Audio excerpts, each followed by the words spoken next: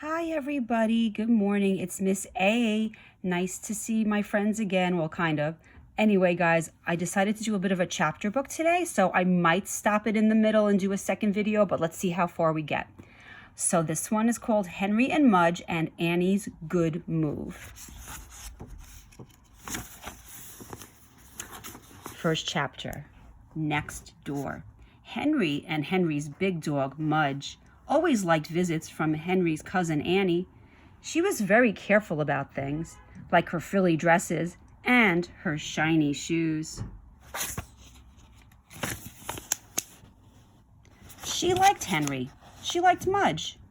And she could throw a mean frisbee.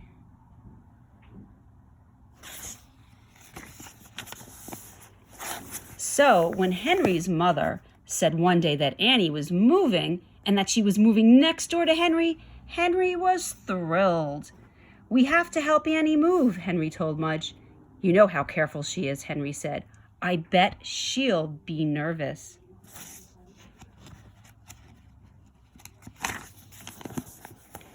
Henry imagined Annie packing up her things.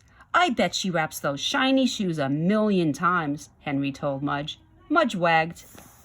"And those frilly dresses 1,000,000,000 times, said Henry. Mudge wagged again.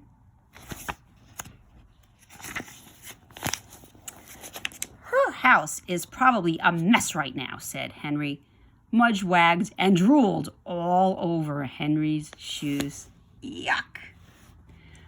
"But not as much of a mess as I am," Henry said, looking down. "Look at that drool. Yuck." Blotchy. When Henry and Mudge and Henry's parents got to Annie's house on moving day, Uncle Ed was carrying boxes and Annie was breaking out.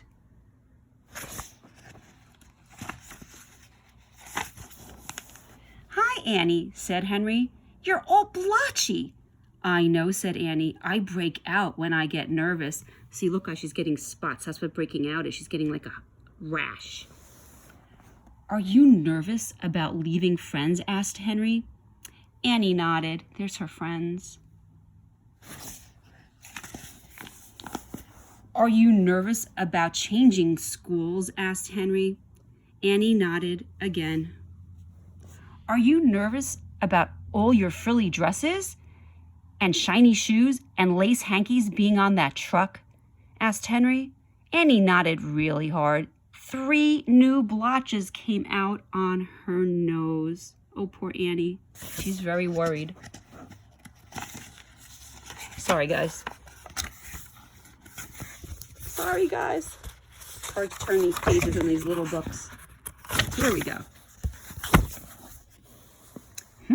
Said Henry. "Do you know what I do when I get nervous?" "What?" asked Annie. "I crawl under the covers with Mudge," said Henry. "Do you have any covers left?" "No," Annie shook her head. "They're all in the truck." Said Henry. "There are some blankets on the back seat of our car. Do you want to use them?"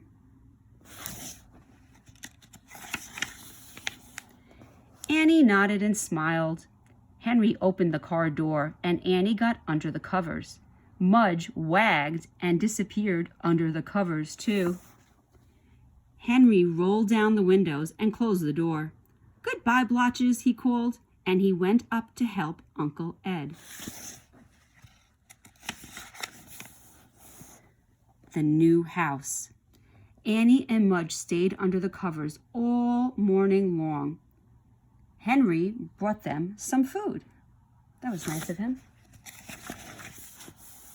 He brought them drinks. He even brought them a moving man. The moving man told Annie he would be very careful with her shoes and dresses and lace hankies. A few of her blotches went away. When the truck was loaded, everyone drove to Annie's new house, next door to Henry's house. Annie was still under the covers in the car. Then the movers started carrying the boxes in.